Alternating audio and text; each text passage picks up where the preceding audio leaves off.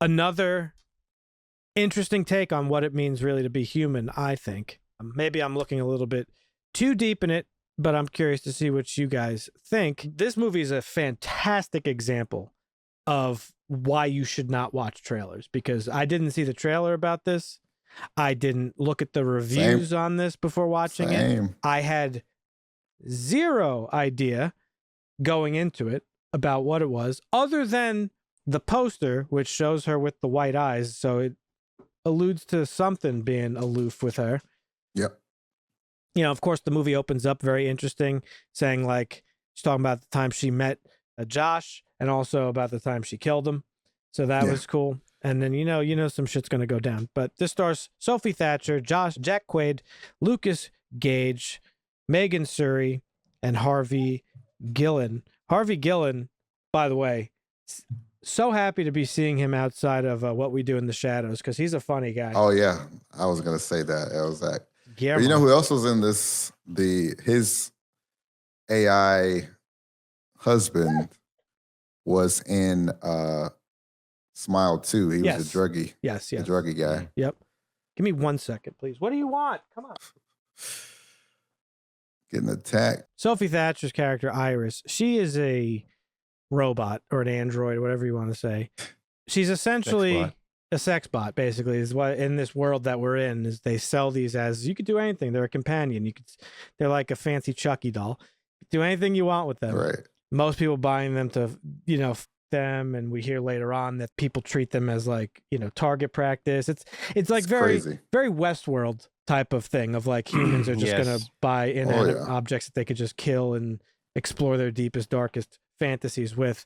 This becomes like a pretty interesting thriller movie where you're actually rooting for the robot, whom Yes. in many cases in movies like this are normally the villains of the film. They're the ones they snap and they flip out and they kill their owners and they murder people. This was the opposite. It's the humans being scumbags. It raises the interesting question of like, at what point are humans going to just cut the shit? You know what I mean? I said it earlier in the show, like Dusty said hubris, like we think we are the greatest beings on this earth. We force our will upon nature and upon the natural world, and in this movie upon the unnatural world. And so I think it's an interesting question. I don't know that the movie really explored it that well, that it wanted to, but I still think it was an interesting accidental point of the movie, so to speak. I enjoyed this a lot. I liked how by the end of it, she was more human than him in a way. Mm-hmm. They did a really good job, like kind of fleshing that whole storyline out.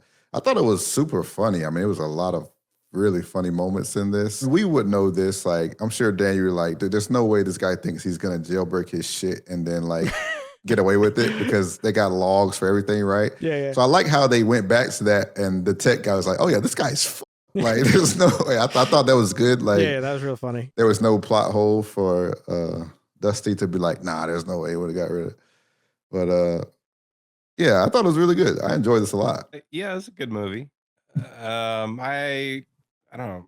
Picked out she was a robot pretty early, and then he was before it was revealed. You did pick it out, or you didn't?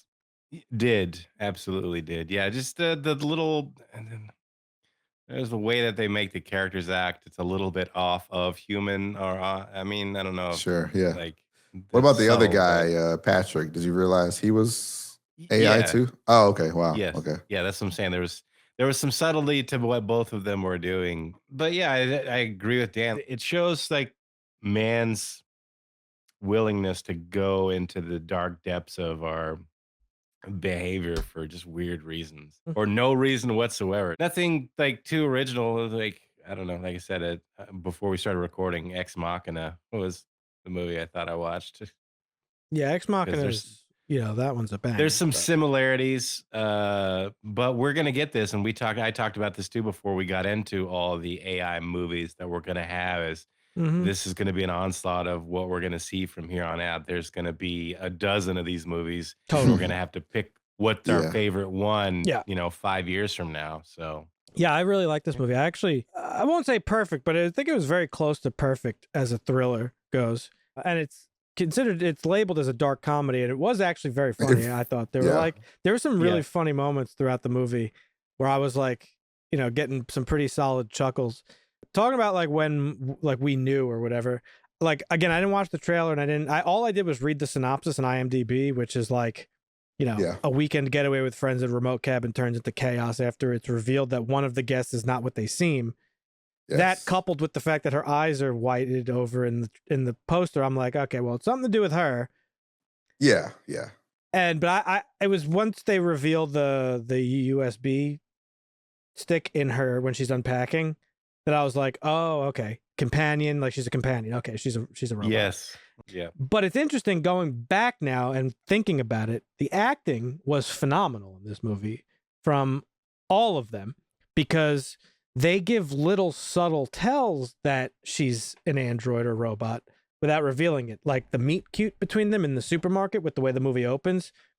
Like, she's weird. And I even thought about it during the scene watching. I was like, what's this girl's deal? Is she like depressed or lonely or like what's going on with her? Well, and even her outfit and the way she dressed, like all 70s style. Like it just outfit. Yeah, it's very weird. Something was just a little bit off with her, like very Handmaid's Tale-ish. Yeah, like. And then when they're in the car and she's like, he's like, wake, because he says, wake up, Iris, when they're in driving, and you think initially like, oh, he's just telling her to wake up because we got there, but. Thinking back, she's very like he said, Handmaid's Tale. It's like, oh, I only care about you. And are you doing okay, Josh? I love you so much. She gets out of the car. She's like, I'm so nervous. Nobody's going to like me. Like, it was just a little bit off about like really what's going on. Like something's off about her just a little bit. And so it made the reveal that much better because now you could go back and you could see like, oh, wow, they really subtly like hinted at all this stuff, even with the other guy, Patrick, that he's like, Well, Kat even basically said it without saying it. Like feels like you're a replacement for me. Yes, that was the big one, and I didn't like at the time. You're watching it, and I'm just like, oh, okay, maybe they were dating prior or whatever. They did the subtlety was like very, very good. I thought like it's enough to like kind of fool you and throw you off, but it's also enough to like let you figure it out if you were able to. And I like that. Well, when the surprise comes, you're like, "Oh man, I should have. Yes, I should have known." I should have known. Kind of how it comes across. Yeah.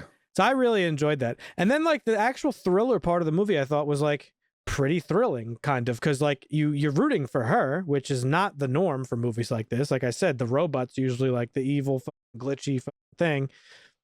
But I prefer movies that point out what kind of scumbags humans are because we are. Yeah. Yeah. A lot of the movie deals with like, does she feel? It's like a thing that they purposefully mention multiple times. And he's like, you don't feel, it's just programming. Like you're not feeling. And she's like, no, I feel. And she's like, I might not feel. Basically, she's telling him like, I don't feel the way you do, but I feel like I know, like I'm experiencing a thing, therefore I'm feeling it. Like you can't tell me I'm not. Yeah. Yeah. Like how could you tell me? Even with Patrick, like he had been quote unquote alive much longer than she was. He's like an older model. He was like, I already knew I was a robot, but like it didn't change. It didn't really change anything. For him. Like he still was experiencing love with his partner. So right. I don't know if that was the point of the movie. I don't know if Drew Hancock, the guy who wrote and directed, I don't know if like he sat down and was like, I want to make a really interesting like meditation on like what it means to be human.